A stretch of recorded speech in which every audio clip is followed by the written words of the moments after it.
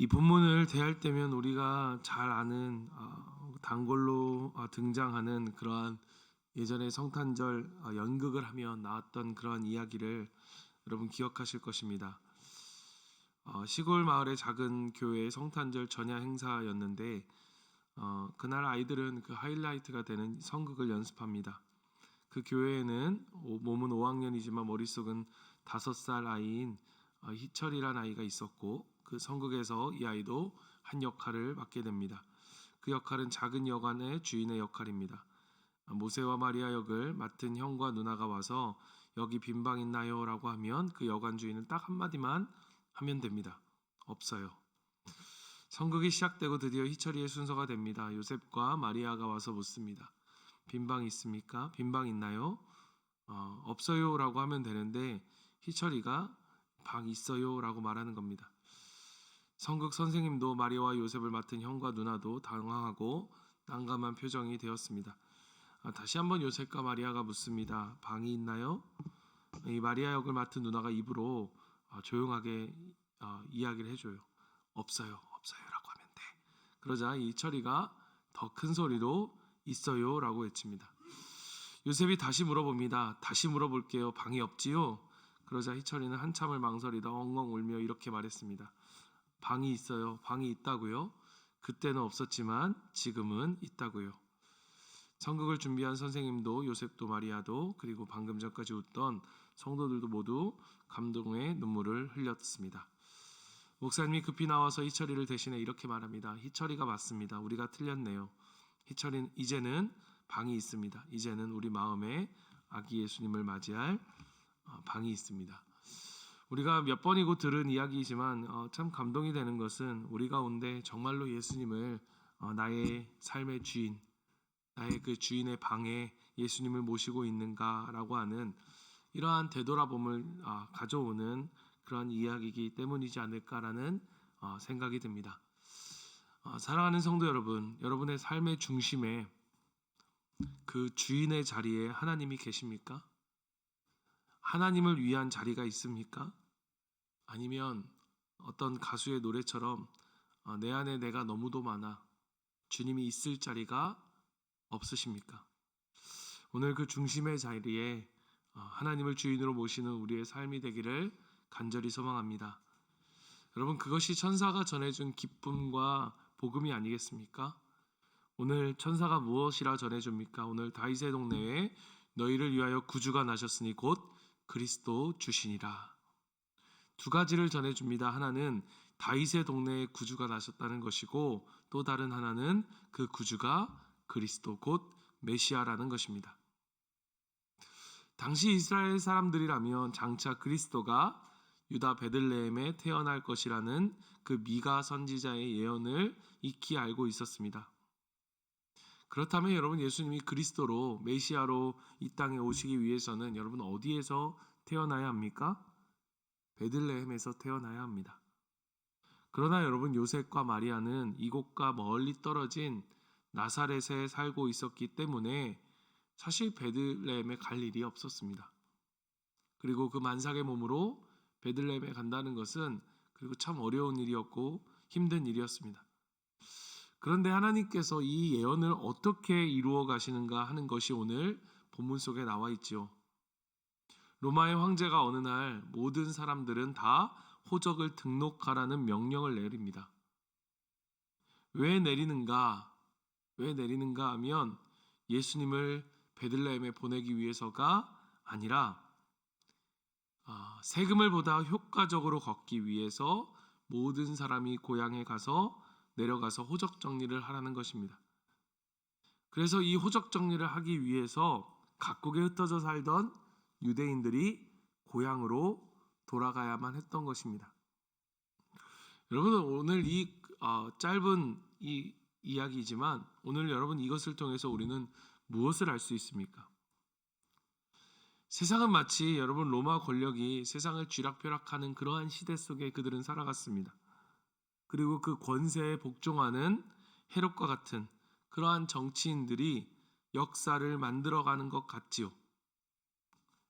그러나 여러분, 실상은 보이지 않는 하나님이 모든 역사를 주관하신다는 사실을 오늘 본문은 우리에게 보여주고 있는 것입니다.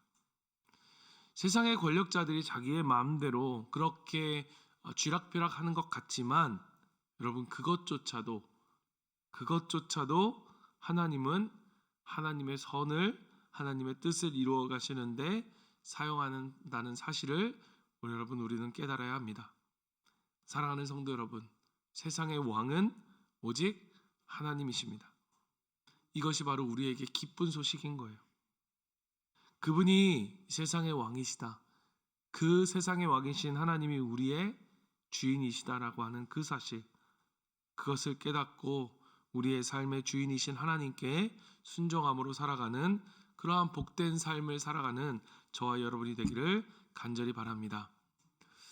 하나님이 오늘 다윗의 동네 베들레헴에 메시아가 오신다는 사실을 여러분 누구에게 알리는가 하면 여러분 보십시오. 그 당시 가장 낮은 그러한 낮은 자들에 속했던 목자들에게 알리셨습니다. 유명한 정치인들, 오늘로 말하면 인플루언서들에게 알려서 유튜브에 딱 방송하게 해서 예수님이 그렇게 따다 오시는 것이 아니라 가장 낮은 자에 속했던 그런 목자들에게 알리셨습니다. 왜 그들에게 알려주셨을까? 왜 더 영향력 있고 더 그런 사람들에게 알리지 않으셨을까? 무엇보다 그들은 예수님을, 그 메시아가 오실 것을 전혀 기대하지 않았기 때문입니다. 그러니까 메시아를 받아들이고자 하는 마음이 그들에게 없었던 것이죠. 그래서 하나님은 들에 있던 양치던 목자들에게 천사들을 보내어 이 기쁜 소식을 전해 주었습니다. 그것은 하나님께서 이사야 선지자를 통해 예언하셨던 것처럼 낮은 자에게, 가장 가난한 자에게 복음이 먼저 전파될 것이라고 하는 그 말씀 그대로였습니다. 복음은 가난하고 낮은 자, 그리고 하나님을 기대하는 자들에게 전해집니다. 그리고 그런 그들이, 천사들이 말한 대로 메시아를 그들이 찾았을 때에 눈앞에 보인 것은 바로 구유에 누인 작은 아기였습니다. 구유에 누인 아기는 예수님이 어떤 분이신지를 우리에게 단적으로 보여주지요. 영광스러운 하나님의 아들이 이 땅에, 그것도 정말 그 구유에 누여 있는 그 모습은 우리에게 무엇을 보여줍니까?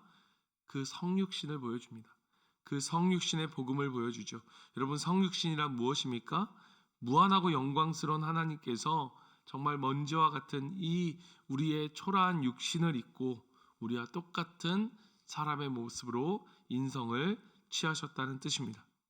이것이 바로 신비 중의 신비이고 복음의 시작인 것입니다. 사랑하는 성도 여러분, 가장 높은 분이 가장 낮은 자리에 오셨고 가장 낮은 자에게 자신의 탄생을 알리셨고 가장 낮은 자에게서 가장 먼저 경배를 받으셨다는 것은 여러분, 예수님이 이루실 그리고 예수님이 가져오실 그 하나님의 나라가 어떠한 것인지를 우리에게 보여주는 것입니다. 그것은 세상이 동경하는 힘과 자원을 독점하고 그것을 차별과 폭력과 전쟁으로 일삼는 그러한 통치가 아닙니다. 제가 얼마 전에 그 미국 대통령의 취임식을 보면서 그런 생각이 들었습니다. 대통령이 성경 위에 손을 얹고 맹세하고 그리고 많은 사람들이 찬양을 부르면서 그렇게 하는 모습을 보았습니다. 그렇게 하면 하나님의 나라가 올까? 그렇게 하면 미국이라는 나라가 하나님의 나라일까? 어떤 사람들은 사실 그것을 부러워합니다. 그러나 여러분, 우리가 알고 있는 것처럼 또 한편에서는 가난한 자들을 내쫓고 난민들을 내어쫓는 그러한 모습들을 우리는 보게 되죠. 여러분, 저는 정치를 이야기하고자 하는 것이 아닙니다. 과연 그것이 하나님의 나라일까? 무엇이 하나님의 나라의 모습일까를 고민하는 것입니다. 왜냐하면 제가 아는 한 하나님의 나라는 성육신의 방식, 십자가의 방식, 더 낮은 자리에서 섬기고 희생하고 그 섬김으로 사랑의 통치를 구현하는 방식으로 하나님의 나라는 성취되기 때문입니다. 오늘 천사들이 노래를 보며 지극히 높은 곳에서는 하나님께 영광이요 땅에서는 하나님이 기뻐하신 사람 중에 평화로다라고 찬양합니다. 여러분, 예수님이 이 땅에 오셔서 이루실 것은 이 땅의 평화였습니다. 그러나 여러분, 당시에 유명한 말이 있었습니다. 팍스 로마나. 여러분, 이게 무슨 말인가 하면 로마의 평화라는 말입니다. 그러나 우리가 알듯이 이때는 어떠한 평화였습니까? 힘에 굴복하는 평화였죠. 거짓과 폭력으로 위장된 허울적인 그러한 평화였습니다. 생명을 만들어낼 수 없는 평화. 여러분, 천사들이 노래한 평화는 어떤 평화입니까? 그리스도가 이루실 그 천사들이 노래할 평화는 어떤 평화였습니까? 거짓과 폭력으로 생명을 죽이는 평화가 아니라 사랑과 섬김으로 생명을 만들어낼 평화였습니다. 사랑과 섬김 그리고 순종이 만들어낼 평화입니다. 교만한 권세자를 낮추시고 비천한 자를 높이시는 역전의 역사입니다. 그것이 하나님의 나라가 이루어낼 평화의 모습인 것입니다. 그래서 권력자들이 외치는, 마치 우리 눈에는 복음처럼 보여지는 그러한 이름으로 더 위대한 나라를 외치는 이들의 평화는, 그것이 아무리 성경 위에 손을 얹든 수많은 사람들의 화려한 찬양으로 찬양이 외쳐지든, 여러분, 저는 그것이 진짜 평화라고 생각하지 않습니다. 참된 평화는 무엇일까? 하나님의 왕되심으로 이루어지는 평화, 사랑과 섬김으로 이루어지는 참된 생명이 있는 평화가 우리 가운데 이루어지기를 소망합니다. 우리의 목장, 우리의 가정, 그리고 우리 교회에서 더 낮은 자리에서 사랑과 섬김으로 하나 되어지는 하나님의 나라. 오늘 우리가 예수님을 만났던 이 목자들, 여러분, 우리도 우리의 삶의 자리에서 그 예수님을 만나길 원합니다. 그 예수님을 우리의 삶에 모시고, 방이 없어요가 아니라 이제는 제 방을, 제 삶의 주인의 자리를 하나님께 내어드립니다 라고 고백할 수 있는 그러한 예수님을 전하고 사랑과 섬김으로 우리가 살아감으로써 우리 이 진정한 평안, 하나님이 우리에게 주시고자 했던, 예수님이 주시고자 했던 그 샬롬이 우리의 삶과 가정과 목장과 교회가 가운데 이루어지기를 간절히 소망합니다. 그래서 이 빈방 있습니까? 라고 물어볼 때 오늘 우리 이 아침에, 이 새벽에 우리가 하나님 앞에 대답할 수 있었으면 좋겠어요. 네, 주님, 내 안에 들어와 주인으로 살아주십시오. 우리 시간 같이 기도하며 나아갔으면 좋겠습니다. 우리가 기도할 때에 여러분, 예수님은 우리의 삶의 우리의 주인으로, 그리스도로 오신다는 것은 우리의 삶의 주인이 되어 주신다는 얘기고, 우리를 향해서 진정한 평안의 구원을 우리에게 베푸신다는 이야기입니다. 오늘 하나님, 우리의 삶의 주인이 되어 주시옵소서.